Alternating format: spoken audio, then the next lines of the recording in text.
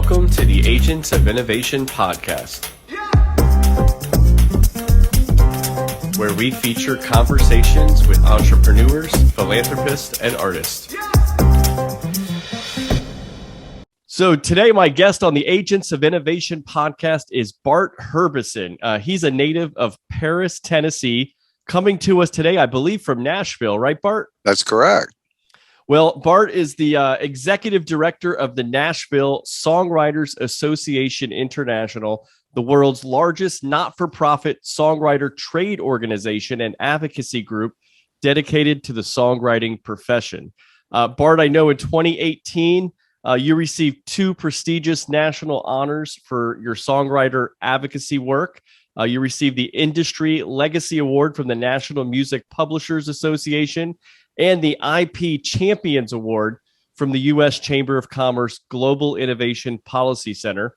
And I know you also serve on the board of the directors of the Mechanical Licensing Collective. So Bart, once again, welcome to the Agents of Innovation podcast. Thank you. Honored to be asked. By the way, I love your logo up here. That's amazing. So thank you. And of course, you know, this is the Agents of Innovation podcast, but I started a company, which you see the name behind me, Fearless Journeys, which we basically try to help people, build an entrepreneurial mindset. Right. And we do that by connecting them with a lot of featured innovators. So I'm the founder and CEO of Fearless Journeys, launched it actually exactly a year ago, pretty much from the time we're talking. And the Agents of Innovation podcast, though, I launched a little over 7 years ago now. So this is now episode 112, believe it or not. Wow, I wanted to be the last one. My favorite number is 1. Can we make this 111? Just throw out number 13, all right? That's pretty funny. Well, Bart, you've had a wonderful career in a few different fields. And I know that you made your way to the famous Music Row where you're sitting right now. In 1997, but I do know that as with many of my guests, I like to actually ask you, what was your first job in life? It could be anything, like including something you've done as a kid. Sure. And once you identify that job, is there anything you learned from it that still sticks with you today? Well, all of my jobs kind of segued. I never looked for a job. A door opened when I had the job. So my very first job, I was 13. My father was a house painter, and I would often tell people, I'm from Paris. They go, really? I'm like, yeah, my father's a painter there. And later on I go, house painter in Paris, Tennessee. We do have a little mini Eiffel Tower there. You should Google Paris, Tennessee, and you'll see this great little Eiffel Tower. But his specialty was high stuff, bridges, church steeples that they painted and sandblasted. And unless you are tarring roofs or suckering tobacco the old-fashioned way, there's no nastier job. And I love my late father, but my brother ended up having a career with him, but that wasn't me. I was the oldest son of an oldest son, and we were constantly back and forth. And one day, we're painting a high church steeple in my little hometown of Paris, Tennessee. And I moved the ladder and a big drama ensued. And so another guy in my high school was working at the local radio station, WTPR, We Treat People Right. His name was Mickey Mooney. And I thought, well, if Mickey Mooney can do it, I can do it. So I walked into the radio station with hair down to here, all matted with sand and white paint. And the short version is I had to go get a license and some things in those days, but they gave me a job. So I was a kid DJ and became the news director of that station at some point, and some other local stations. Was working for the Tennessee Radio Network, the Nashville Banner. I was their West Tennessee correspondent. And all of that segued into a job with the future governor of Tennessee. He was the state representative at the time. I was involved in that campaign covering it, and he won and asked me to come to Nashville, and I did. And then a couple of years into that, I went to Washington to work for the U.S. congressman from Nashville. And he offered me a job being his press secretary. And I said, I'll do it if I can do the music issues. Because, Francisco, when I was 4 years old, my late uncle Billy Pullman called me into his den and played me a bunch of Elvis records. The first one was That's When Your Heartaches Begin. And I was hooked from that moment on. My whole family is creative musically, not me. But since that first job as a DJ, I've managed to stay around it. I grew up with a famous songwriter. So the congressman was Bob Clement. I said, Bob, I just can't do it if you're not going to offer me the music position. So a few weeks later, some things changed and he offered me the job. I took it. My very first week on that job doing the music issues, NSAI, this organization where we sit today, the Nashville Songwriters Association International, had an appointment with me. And they must have talked about how horrible the new guy in Clement's office was, because all I kept going was, y'all do what? You represent songwriters? And I actually said a prayer that day. Lord, let that be my next job and my last job. 10 years later it was, and that was 25 years ago. So that's my path to NSAI. That's amazing. Well, you know, as Garth Brooks says, sometimes there are unanswered prayers, but it sounds like you got your prayer answered. I sure did.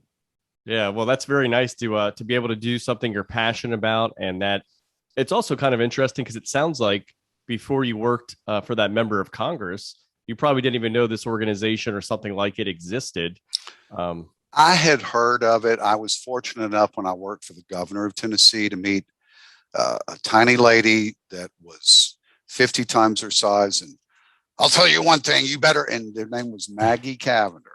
And I knew she ran the Nashville Songwriters Association. I met her at a tour, at an inaugural event, a tourism/inaugural thing, along with another tiny, tiny woman. They both probably weighed 90 pounds, dripping wet, named Mary John Wilkin, who I found out later was one of the founding members of this association and somebody I love to this day. She passed a few years ago. And probably never heard of her, but have you heard of One Day at a Time, Sweet Jesus, the alcoholic anthem? She wrote that. She wrote The Long Black Veil. She wrote so many unbelievable songs. So you, when did you get that job? For the first job, I guess, in politics with the governor? Was that? That would have been 1986.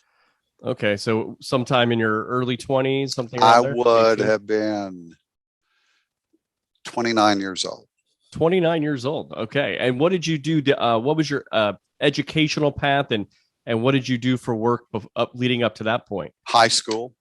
And I had one semester of college, and the local radio station made me an offer I could not refuse. And I took it, never looked back. I'm not suggesting that because it's a different time and a different era. But I gravitated into news basically for the money, because it was a higher paying position. And I became news director of that station, of a group of stations, a stringer for the Tennessee Radio Network, for the ABC TV affiliate there in West Tennessee, and most importantly for the Nashville Banner, back when you had a morning paper and afternoon paper. And that's probably really what helped launch me into that job with the governor. You know, it's interesting. I've had, like I said, 111 guests up to this point, and you being the 112th, I guess, episode. You wouldn't believe how many times I've actually had, when I asked people what their first job was, how many people said they had a paper route. Mm-hmm. and I don't have a lot of people that are too old, that have been around too long, right? But to hear that also, that there was a morning paper and an evening paper in the day and age today, when a physical paper isn't even arriving on most people's doorsteps anymore. It's quite remarkable how things change quickly. By the way, I had two other jobs. Oh, have you ever hauled hay? I have never hauled hay. You know what that is? Yes. So they bale the hay. I weighed 95 pounds dripping wet. You got to throw it up on a truck. I'd have to run. I hauled hay for one day. Part two, have you ever suckered tobacco? Where you get in the tobacco field in August and pull the suckers off the plant. I did that for 4 hours. You know why I did the first one for one day and the second one for only 4 hours? Because I was smart. That's brutal, man. And it's really, I think back on those days when I get, you know, like we all do, a little whiny or a little all into myself and think, dude, and that's what I came from a very rural community with not a lot of economic opportunities. So I appreciate that town. I appreciate what it gave me. And I appreciate, we did work hard. We did a lot of different things, but my first job was painting and sandblasting. That's amazing. Well, I don't think I've had, I think that's a first. Yeah. J.B. Herbison and Sons Painting and Sandblasting. Oh, very nice. Well, so moving forward from there, I know you mentioned the transition there where you learned about learned a little more about, I guess, the Nashville Songwriters Association International. Said your prayer. Somehow an opportunity. How did you become the executive director right away, or did you 10 years later? It was 10 years later. And wow. So the job came up, and there's only been 4 executive directors in our 55-year history. And one was here so briefly, it just didn't work out. There really have been 3 in 55 years. And so I applied for the job in 1997, along with 85 others. And there was a lady named Dottie Moore that also worked for the congressman that knew me. We worked together. We were colleagues. But she was a songwriter, and she was on this board of directors. I don't sit here without thanking Dottie Moore. She was a big promoter, and, you know, they wanted advocacy. And it was a lot of my job is raising money, media and marketing, and advocacy. And I'd had background in all those. So they hired me, and 25 years later, the jury's still out. It can still go either way. No, it's been a really lovely symbiotic relationship for me and the songwriters we serve. So can you tell the audience here a little bit more about the Nashville Songwriters Association International? And I noticed it's got a very local name, Nashville, and then it ends with the international. So that's interesting. Sore spot, but we'll talk about that too. So we go back to 1967, and there were literally 80 songwriters in the entire town. That's it. I anticipate the wrong word. I think there's probably about 80,000 here who have made it or are trying to make it. So there were 80. And we were the idea of Eddie Miller. If you're a country music historian, you may remember the great hit, "Please Release Me, Let Me Go. To waste our lives would be a sin. Release me and let me love again." That was Eddie Miller, and Eddie convinced 41 others to form this association for songwriters. And nobody wanted to see the songwriters organized within the industry. They didn't want to see it, because what that meant is a redivision of the dollar. But Eddie was persistent, and they were so smart. And I want to take a minute on this, Francisco, because the first thing they did was pick the right issue. They just wanted the public to know that the artist didn't always write the songs. And back then in country music, very rarely. And so in order to do that, our first issue was to get the name on the records. It happens sometimes, but not always. And it took 4 years. And it took 4 years to get the publishers to get the label copy over there in time. Now, from the time a song's written to when you hear it can be years. Back then, it could be days. And they agreed to do that. In 1971, every major American label and global label agreed to put, as a matter of practice, the songwriter's name underneath the artist. Now, the font was about that big, but it was still a great victory for us. And what it did, Francisco, it let those writers who formed us know that if you were persistent, businesslike, you could make changes. We were also lucky that there were some pop writers. Felice and Boudleaux Bryant were part of this, who were writing everything for the Everly Brothers. Liz and Casey Anderson had been headquartered in Bakersfield. They were having some pop success. So were others. Christopherson was one of our original members. And it kind of became the organization that took. And that was 55 years ago. They were very smart in the way we did it. So what do we do now? We do advocacy. First, second, third, fourth, fifth, sixth, seventh, eighth, ninth, and 10th is advocacy. But we do a lot of other things. We have the world's largest songwriters festival, late March, early April every year, Tin Pan South, that pays homage to Tin Pan Alley, where really the profession of American songwriting grew. And we do 100 shows in 5 nights with 400 songwriters in the round. Wow. 4 songwriters sitting in the round, swapping songs and stories, which was a format created and popularized by the world famous Bluebird Cafe, which we own. Erica Wallum-Nichols is the general manager, but we also oversee that. We have a big award show. If it's about songwriters in this town, and Nashville's a songwriter town, it sort of starts and ends with NSAI and the Bluebird. And we do a lot of things, but the core mission is advocacy, which I assume you'll get into some of those specifics later. Yeah. So I understand you have a membership of nearly 5,000. And by the way, the NSAI, Nashville Yeah. Songwriters Association International. It was a good idea at the time back in the 80s that we formed some international chapters, but we're an advocacy group in America. So about 7 or 8 years ago, we decided after some reluctance to change the name. And when I realized that was going to cost me upwards of about $300,000 or $400,000 to undo all the trademarks we own and everything, we're now the Nashville Songwriters Association. So, Yeah. we keep the I, and look, we pay homage to it, but it's a wordful, and I personally don't believe it accurately reflects what we do. Having said that, any legislative trend we start here, like we have done recently, does go global. So we'll just say the I stands for that.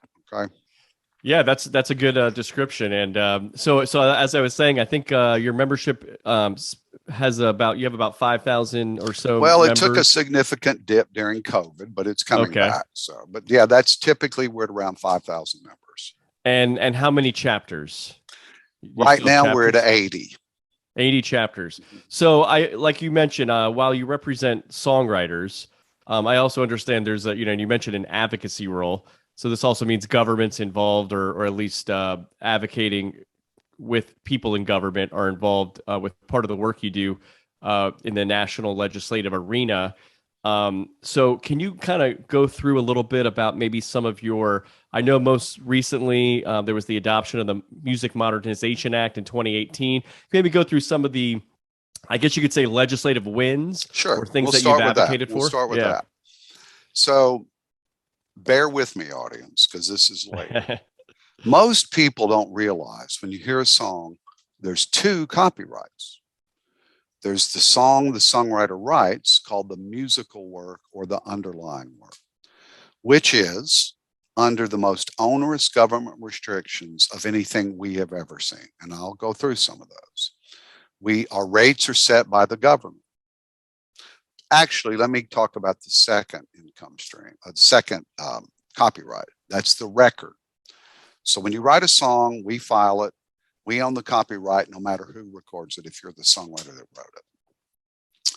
When you make the record of it, it's a completely separate copyright under very little government control.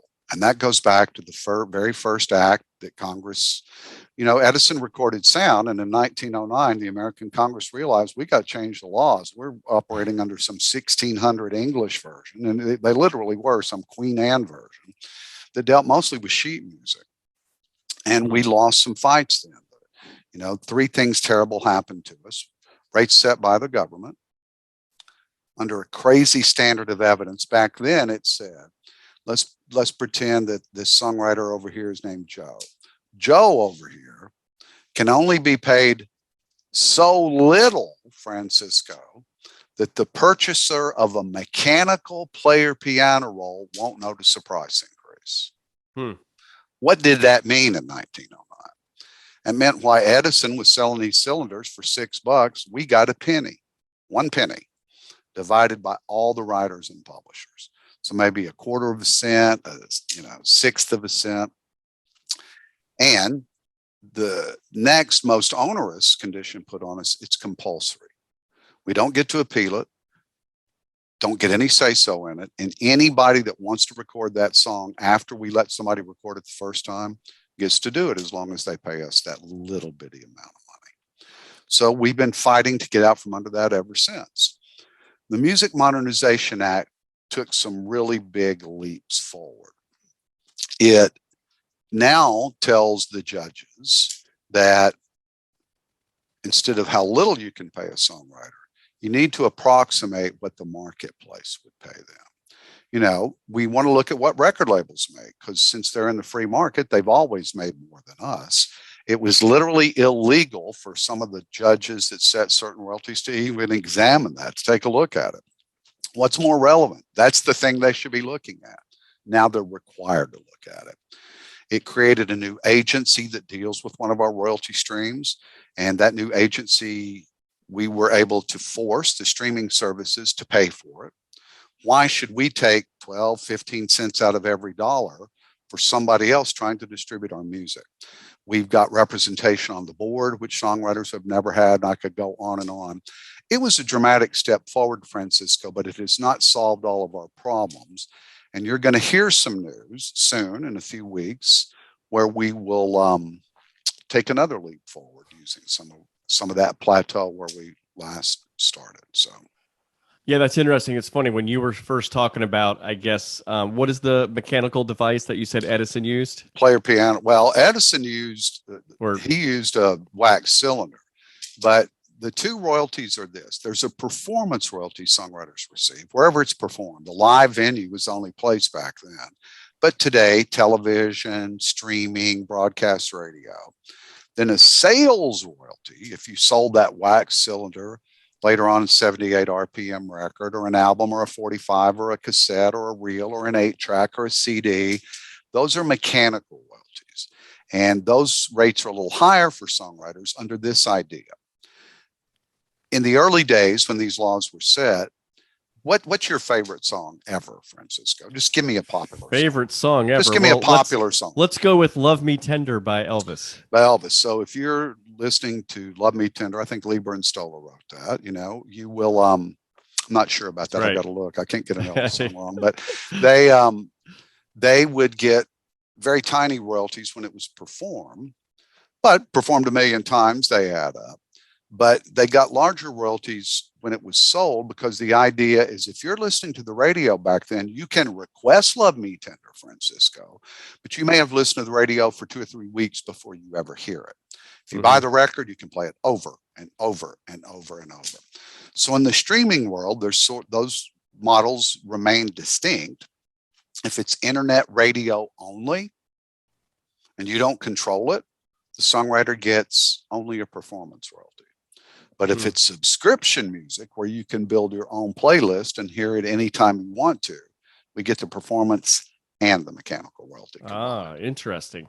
With that, and by the way, that was codified under the Music Modernization Act, because we had a couple streaming services saying we're not going to do that, and then well, you are, and they did. So would that incentivize or encourage artists to build playlists or be part of playlists on Spotify, for example? Is that?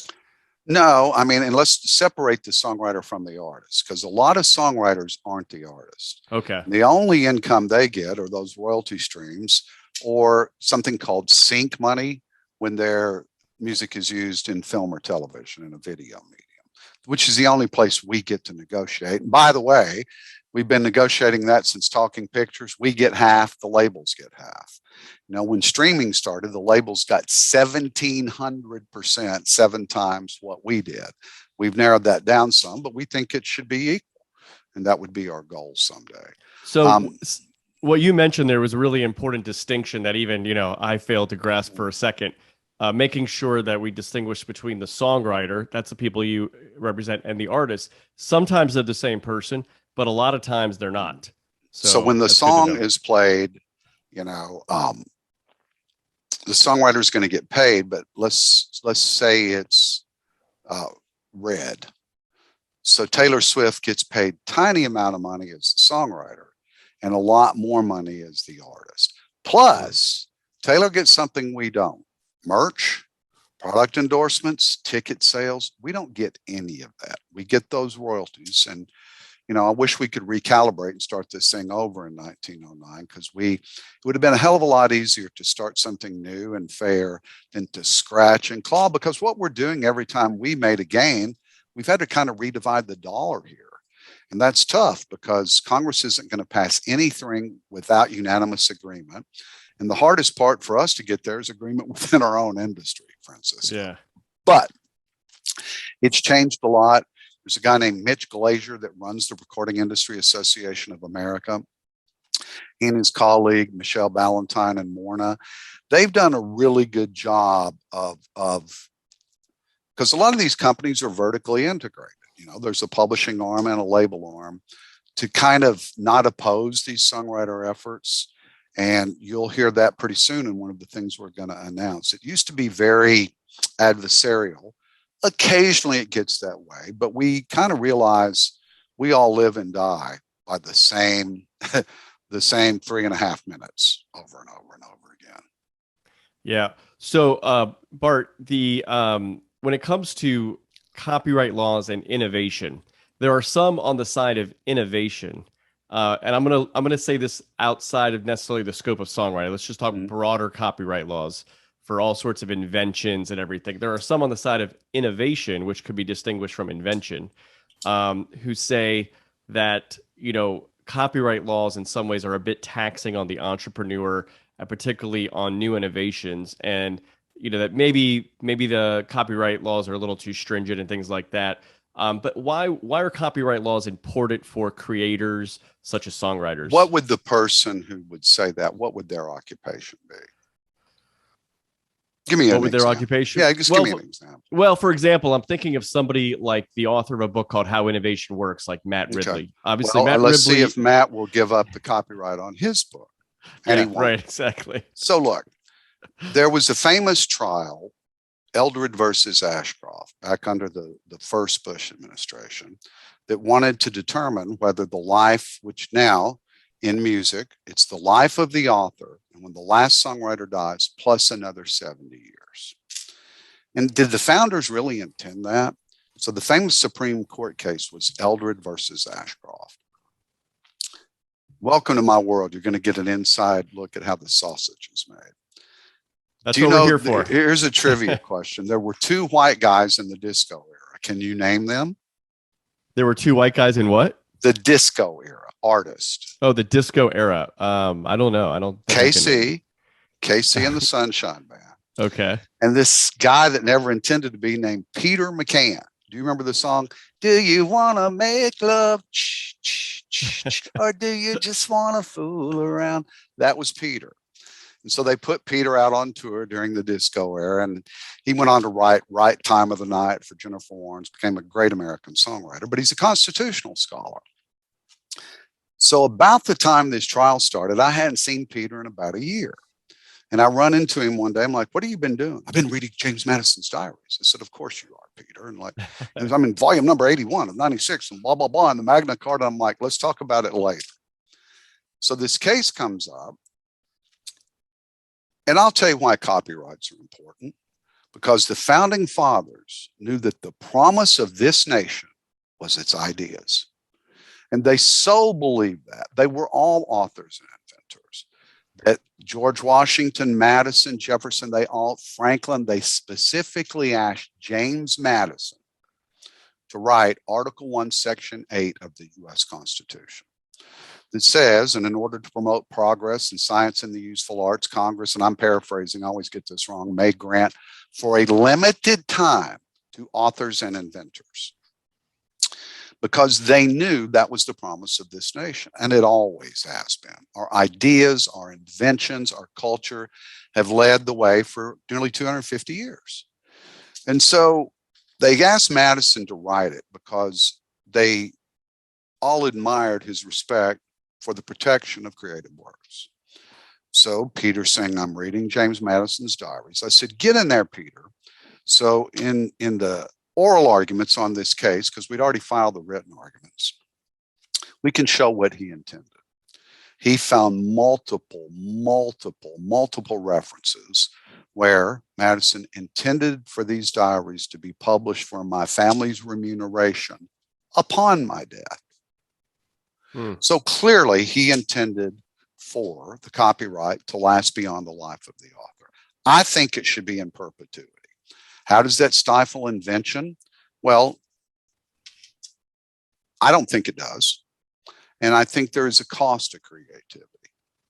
And I think we should respect that and gladly pay for it. We fight against these streaming companies, but if their $9.99 price was $14.99, we wouldn't be having any of these arguments. And it's still a damn bargain for the American public. First CD I ever bought was $19.99, and I get the entire history of the recorded music of the world for $10 a month.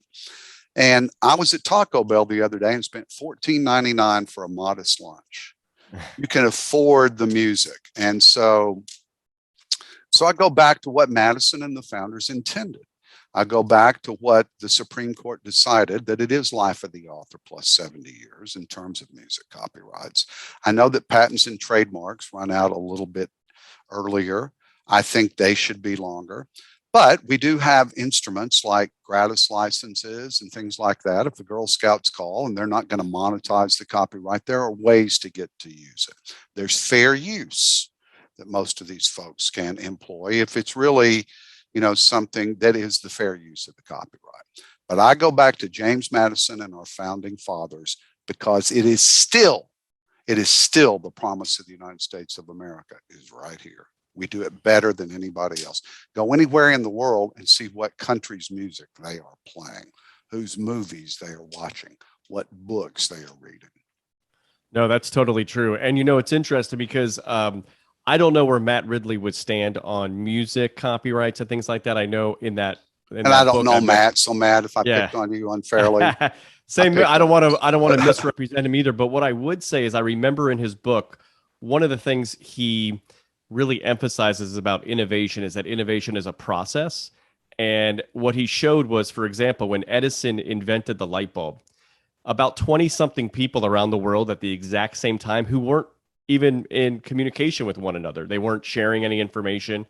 They invented the light bulb too around the same time, the incandescent light bulb. Why Edison gets all the credit is he was really the innovator that brought it to the market, that helped it be affordable and accessible. And probably filed the patent. And he was obsessive about filing the patents, right? But one of the things Matt Ridley emphasizes too is that sometimes with all these patent laws, the great innovators get caught up in leaving their work on what they're doing to invent things and bring new innovations and getting caught up in the whole, legal system and the patents and the process and all that. And sometimes maybe they could have applied that there. But what I will say is in that same book, when he talks about art, so one of the things he says is, if the Wright brothers would not have invented the airplane, that doesn't mean the airplane would not have been invented.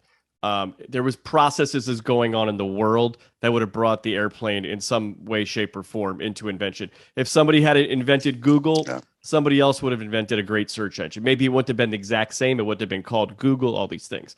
But how he distinguishes those inventions from art is he says if Da Vinci would not have painted the Mona Lisa, no one else would have painted the Mona Lisa. That's a creative thing. The Beatles, their music, if they didn't create some of those songs, no one else would have made them. That's something. Art is really much more distinguished from other kinds of invention because it's something we create in our own mind, in our own heart, in some ways. It's our intellectual property. And look, I have no problem with reforming patent, trademark, copyright laws. We do that all the time. And I hear him on that. But again, the people that founded this greatest government, as dysfunctional as it is, it's still the greatest ever invented. Our form of democracy is still the best ever. They valued the power of our thoughts, and they were right then, and we're still right now. So in addition to helping, with some of these copyright laws and other things like that, what else does the NSAI do for songwriters? And I imagine that the membership that you have of, thousands of members are songwriters. We have two divisions. We have what we call the active division, and they're great songwriters, but they're either trying to come up and figure out whether they want to be a professional, but for most of them, they're hobbyists, and they've done it since high school. And they're really good. Maybe they perform locally, they record their own stuff and put it on the internet, but they have day jobs. And for them, we create networks.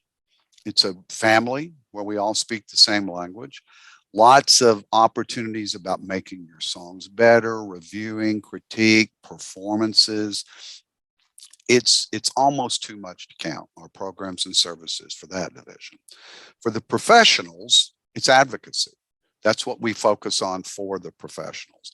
And actually, we give them some things, but we ask of them. We ask them to go to Washington with us. We ask them to play the shows. We ask them to teach the programs.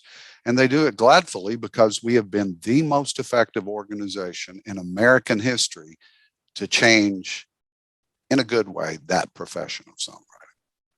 Well, that's great, Bart.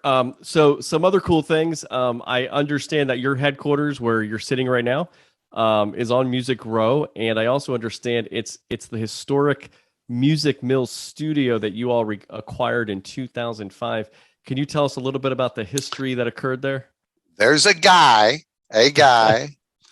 recording radio jingles in that era named Harold Shedd, Shedd.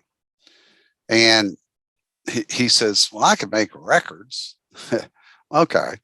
So he really doesn't have enough money, but he scrapes up, I think, I'm not so sure he didn't do a second mortgage on his house, but he scrapes up enough to build a studio is the wrong room. He bought some cheap equipment, threw it together about a half mile from where I'm sitting on the roundabout over here, and called it the Music Mill. And signs this bar band he'd seen. They were older by music standards, and they were playing those honky tonks on a southern circuit. Their name was Young Country, and they record an album, and he takes it around to the labels, and they laughed at him. And some of them were insulted because it wasn't country. It certainly wasn't the country of that era.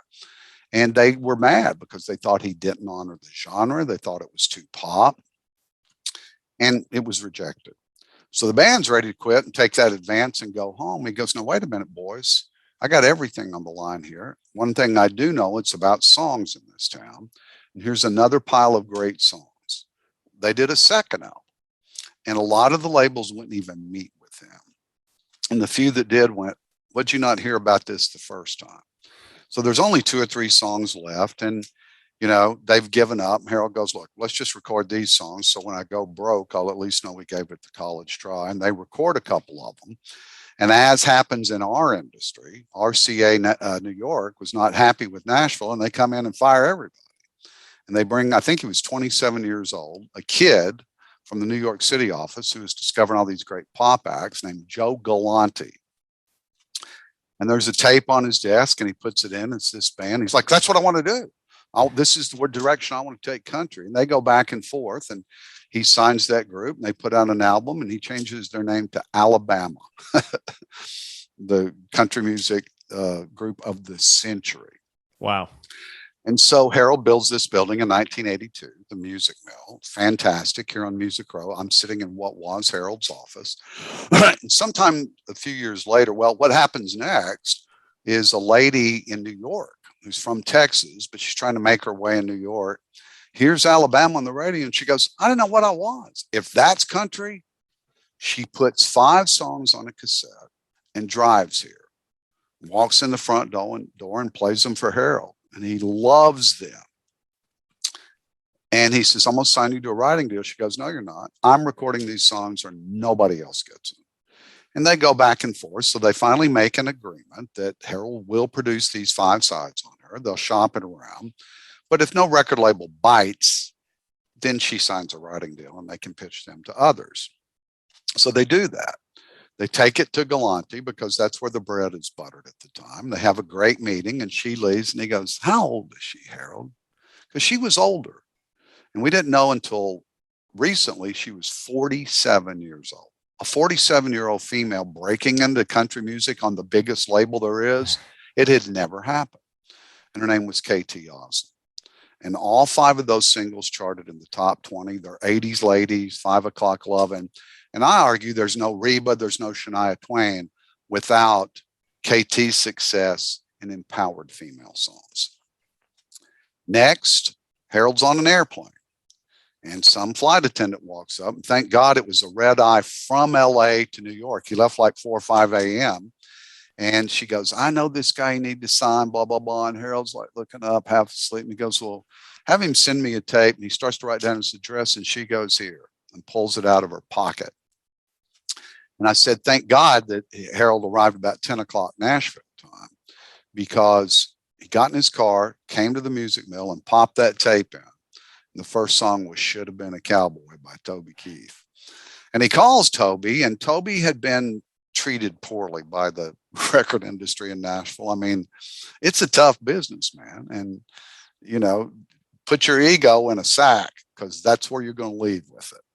And he calls Toby, and Toby's blah, blah, blah, and blank, blank, blank, and y'all blank, blank, blank. So if you really want to see me, I play every Wednesday night at Chastain's. Come down here tomorrow night. I was in Oklahoma City. Harold went, and he signed Toby Keith to a record deal that night. Wow. And soon after that is Shania, Billy Ray. Achy Breaky was the biggest thing ever done out of this building. The Kentucky Headhunters. And everybody that Harold touched in that era changed what got played on American radio. And I'm very honored to sit in this seat. The studio's still down there without the board. There was a tribute show to Harold down in a little town called Bremen, Georgia, a few years ago. I think it's about 10 years ago. And I went, and everybody came to what was a former Target store down there. They had folding chairs out for this performance. And I wouldn't have believed this if I hadn't seen it. So Randy and Teddy reunite. It's the first time the Alabama's played, any version of Alabama's played together in a decade. Now we're going to do one song, Mountain Music. The people went insane. It made a Springsteen or Taylor Swift concert look like a prayer meeting. I've never seen anything like it. People were losing their minds. To such an extent, they did the song twice. They went back right into it, did like 20 minutes of mountain music. I'm standing right there on the lip of the stage taking pictures, and Toby grabs Randy and he goes, turn around. Randy's kind of like, don't be grabbing on me. And he says, look at these people. You owe them another album, and I've got a record label. So Alabama and Friends came out, 2 new songs on it, Harold Shedd produced, and they did some of all that work right here at the Music Mill. So it was wow, that's amazing. Full circle story. And we honor the history of this place because it's full of it. These walls literally have some creative magic. And I don't mind telling you this. So we're looking for a building. It's 05, and somebody tells me the Music Mill's for sale. And I drive over here, and the realtor and a guy that had helped Harold with the building, named Paul, said it's sold. I said, to who? He goes, a Brazilian restaurant. I said, for how much? He wouldn't tell me. I said, what's Harold's number? He wouldn't give it to me. So I get the number, and I call Harold over the weekend. And Harold gave me, he said the wrong thing. Harold said, how you doing? He goes, I'm doing great. I feel great. I'm going to live to 100. I said, do you want to drive by the Music Mill for the next 30 years and see somebody serving enchiladas and tequila over there? Here's what we got, Harold. And it was considerably less than he'd been offered. And I said, I make you one promise. We'll tell the story of what you did. I'll make you 2 promises. And creators will still work in this building. He had a partner. He checked with him over the weekend. He called me Monday morning, and we closed a week or 2 later on the Music Mill, and we've been in here ever since. Well, that's fantastic. I also understand that there was recently a documentary made about the history of the Music Mill, and you were in it? Well, it was out a few years ago. It's not available anymore because we didn't renew the licenses on it, but it's a fantastic movie, and I may renew those licenses, and it tells the whole story of this place, and some of those people play. My favorite 2 scenes in the movie is, I'm on his podcast, so tell him that. So it's when some of the writers just showed up all down the lobby, and there was a crowd down there, and we put guitars in their hands and filmed it. And it was like the energy that happened back then. And then I was interviewing Randy, and it wasn't going great. And I thought, I kept trying different things to get Randy, a little more engaged. And I'm not sure they had adequately prepped him for what he was doing. And finally I said, hold on a minute, Randy. And I went and grabbed a guitar and stuck it in his hand. And I said, play Feels So Right. Because that's the song that Harold produced that really paid for this building. And everything changed. And if we do renew those licenses, wait till you see that scene. So I also understand that you've been in some other films as well, and that you were portrayed in the 2017 film Wheeler.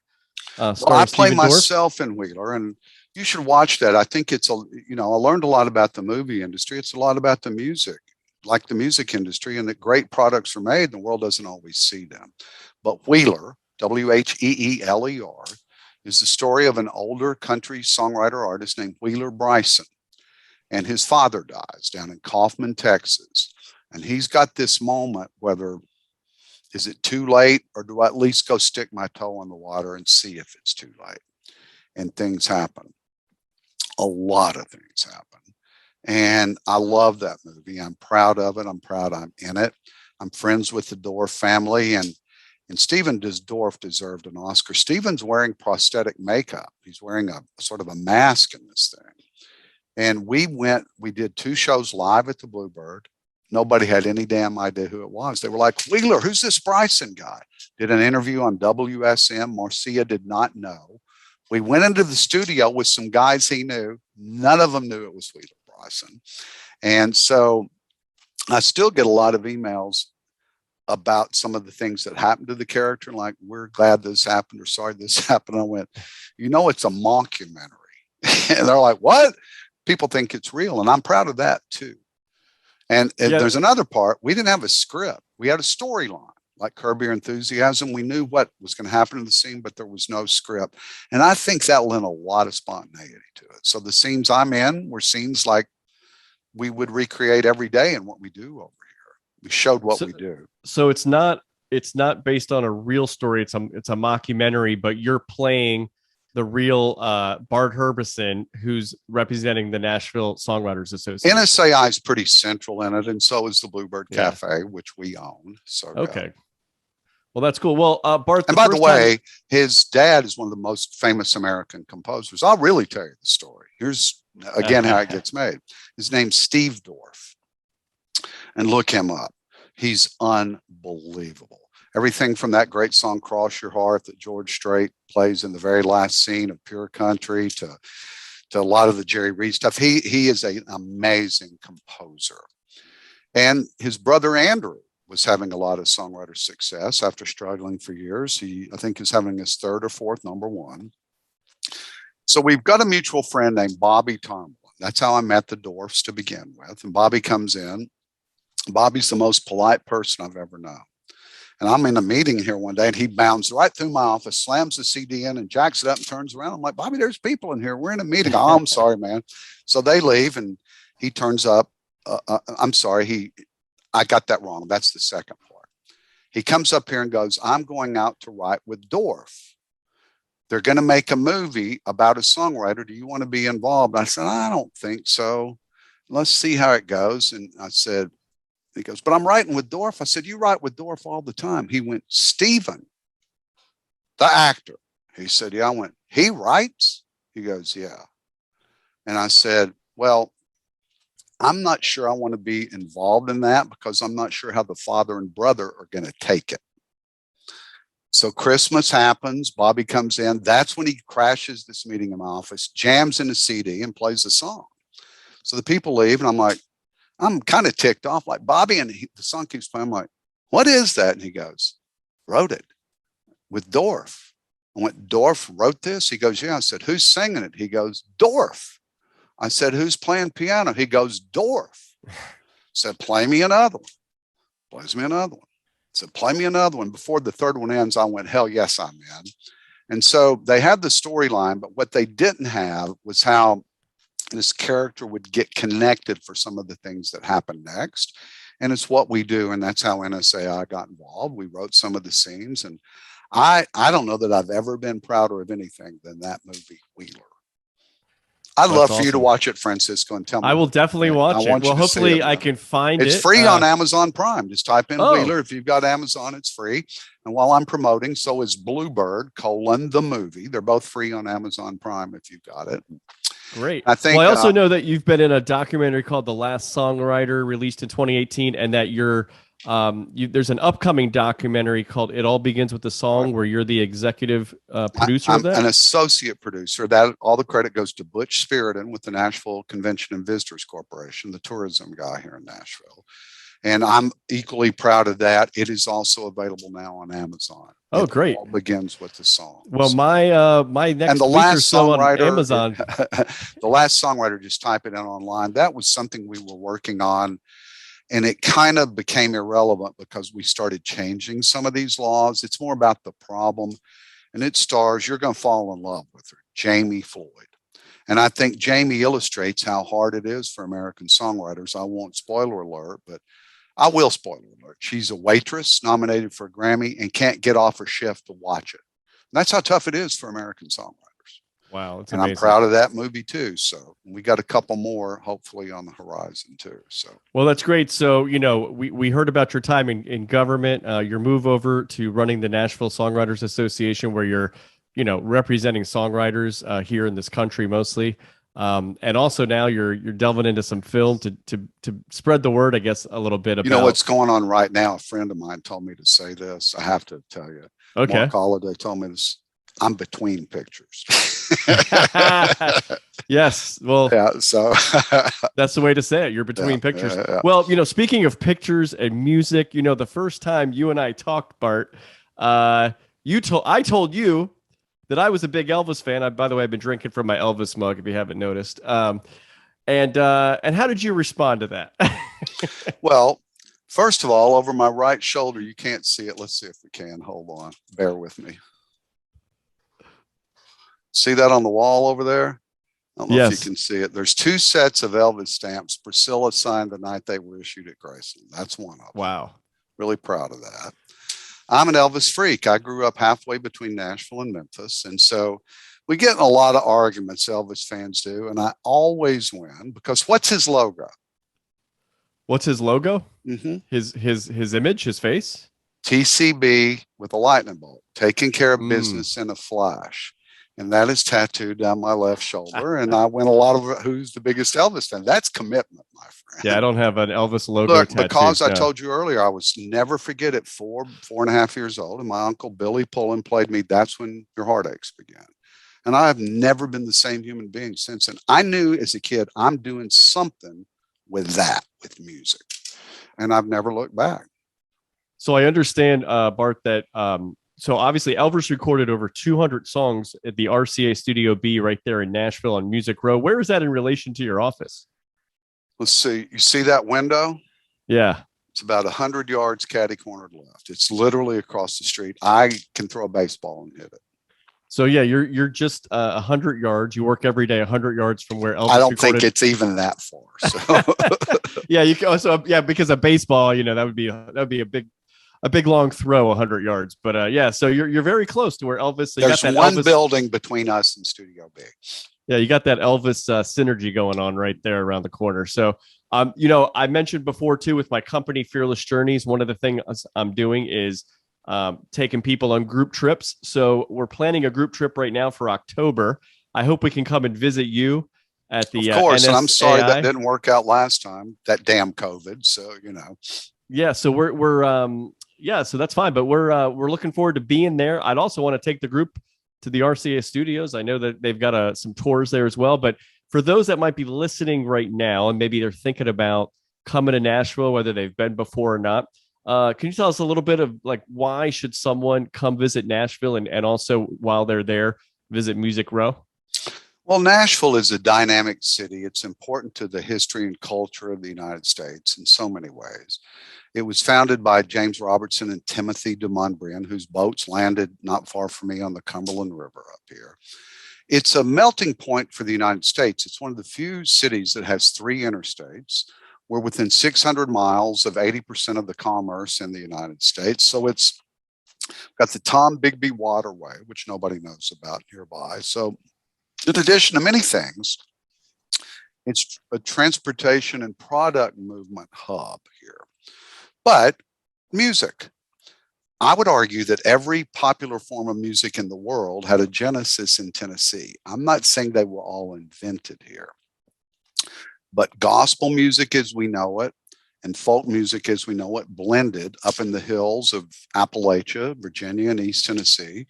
Jimmy Rogers popularized it up in Bristol, Tennessee. You look at Memphis and you've got soul, urban, R&B, and rock and pop all had its roots on Beale Street in Memphis and Elvis, and before that, Furry Lewis, and you start naming it, Howlin' Wolf, all those, everybody that was going on down, all the recording that was going on at Sun down there in the day. And that all kind of combined into country music here in Nashville. So it's a musical state. And, there are historic things. If you can see a show at the Ryman Go, the acoustics are better than Carnegie Hall. It's an old wooden church that became the home of the Grand Ole Opry. There's the Bluebird Cafe that we own. Try to get in. Good luck. Very limited seating there. I know someone connected to the Bluebird. So well, we'll see. Even when they go on sale. So this may be useful. We don't have any tickets. The performers each get an allotment, and we can only get somebody a ticket that the performers don't. And sometimes that's the day before. What is that? How many people does that fit for an audience? 99. It's 99. Small. But that's the beauty of it. It's so intimate. And the stories and the interaction with the songwriters, it's like a play. And if you talk in there, we go, and we don't have to do it. There's shush signs all over, because it's the furthest away you are is 9 feet from those songwriters in the round. It's very personal. Think of like if Springsteen were on Broadway, it's that kind of thing. It's very personal with the audience. And, you know, you should tour Music Row because of what happened over here. I mean, a whole lot of the world's popular music was recorded within a golf shot of me, we'll put it that way. So, wow. That's incredible. Well, you guys are definitely located where I think you need to be in terms of where all the songwriters are today, where they've been in the past, where a lot of the music was created. So it's really amazing. You know, on this podcast, I mentioned, if you see sort of my tagline, I interview entrepreneurs, philanthropists, and artists. And by artists, I mostly mean independent musicians. So I've had a lot of them on over the years, many that actually, most of them live in Nashville, to believe it or not. I mean, people like Tony Luca and Paul Fow and Steve Everett, who I'm wearing his shirt, Amy Gearhart, and my friend Nick Gill. So many have been on, and they live right there in Nashville. Andrew Leahy, great guys. But you know, when I think about them and their stories, and I think about how difficult it is to have a career in music and the challenges. And these are some people who have made some success. That's why I've had them on the podcast. Obviously, they're not Taylor Swift level or something like that. But what would be your advice, if we could have maybe a final question here? So your sort of best advice, everything you've seen in the music industry, to maybe some aspiring young musicians. Understand, or songwriters. Yeah. Understand it's not about how great your song is. Your song better be good, and you better be able to write them, whether we like what's going on in popular music now. It's about networking and opportunities. Think of it this way. The Tennessee Titans will have more new starters next year than people that get legitimate record deals. It's tough. There's only a handful. A lot of money goes behind that. So you have to learn the industry. And I'm going to give you a tip. This doesn't exist in Los Angeles or New York. One of our treasures is something called Music Row. Not where I sit, not the geographic area, the publication. We have a free daily newspaper about this industry, and it'd be a really good start for you. What is that called again? musicrow.com. And Musicrow.com. Sherrod Robertson runs that. He should be heralded, because it is what I read in the morning. It's what I read at night. It's free, and it will give you a head start and sort of an insight. You can do the music, and people make these crazy decisions to move here and move their whole families here because they know a little bit about music. I say don't move to Nashville, date it. And it will tell you whether you need to make a different level of commitment or not. But it's the music industry. And people don't know about the industry. So they don't understand, if you want a record deal in Nashville these days, whether it should be this way or not, you got to get a publishing deal first. They couldn't tell you what a publishing deal entails, and they've moved their whole families here. And we're uniquely equipped for that. We're the only company you'll ever talk to that never gets a piece of your money, nor would we take it unless you're successful and want to donate to the cause. Dues are $200 a year, and we tell you all this. And there's thousands of hours on our video library, and you need to pay attention to it, because it will chew you up and spit you out, even on the best days. And if you want to navigate it, you need to understand it. So that's my advice, Francisco. And that's a good song that you like doesn't necessarily mean it's commercially viable. And there's tricks and rules to that too. So yeah, that's always the dilemma of the creator, right? Being true to what you want to create, but also the market that's available. Yeah, and I reject this whole idea of selling out. You know, you can be you. You just got to be you in under 4 minutes. And the one thing that's tough to be you is certain topics that you used to could write about that just aren't commercially viable now, until you've had 2 hit singles. Then you can put out whatever you want to. So we kind of coach you through all these things. There's not an artist or successful songwriter in Nashville that didn't come through these doors. Okay, so songwriters out there, aspiring songwriters, musicians, artists, you've heard it here. Go to NashvilleSongwriters.com. And by the way, all genres, not just country. Yeah, all genres. NashvilleSongwriters.com. And also the newsletter that you mentioned is at musicrow.com, right? You'll thank me for it. So, Bart, this has really been fantastic having you on. What a privilege. A lot of history that we've uncovered. We could probably sit here and talk to you. I know I could for hours. These are all famous lyrics that the writers have handwritten for me. Guess what that one is in the corner by the light back there? I can't guess. That's Long Cool Woman in a Black Dress on a black dress. The great Roger. It's funny because I was wondering.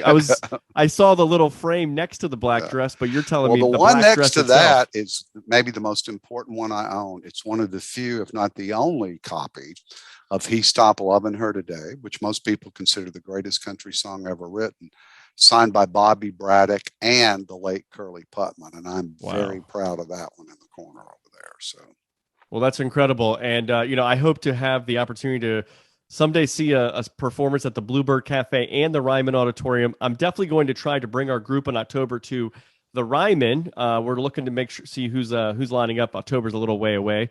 Who's lining up the week we're there, but also maybe we'll look at the Bluebird Cafe and see if there's one of 99 tickets available. I hope so. So thank you so much, Bart, for your time. Thanks for being an agent of innovation and being on the Agents of Innovation podcast.